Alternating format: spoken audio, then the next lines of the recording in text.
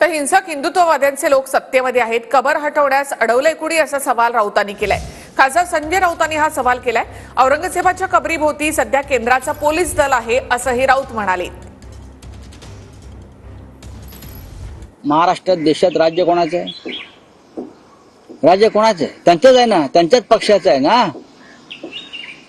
मोदी आणि देवेंद्र फडणवीस हे कोणाचे आहेत? याच विचारांच्या लोकांचे आहेत, हिंसक हिंदुत्ववाल्यांचे आहेत.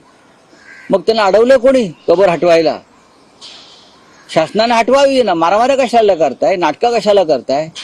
लोकांना त्रास का देताय? सांगा RSSला फरमान काढा म्हणून. बजरंग दल, विश्व हिंदू परिषद हे RSSचीच पिल्लं आहेत ना, सगळी भाजपचीच पिल्लं आहेत. मग हे सगळं वातावरण खराब करून लोकांना त्रास देण्यापेक्षा तुम्ही शासकीय अध्यादेश काढा. हिंमत आहे काढण्याची? या क्षणी औरंगजेबाच्या कबरीच्या भोवती केंद्र सरकारचं पोलीस दल आहे. मग ते का ठेवलंय? संरक्षणासाठी. केंद्र सरकारचं पोलीस दल आणि ती जागा केंद्र सरकारच्या अखत्यारीत आहे ना.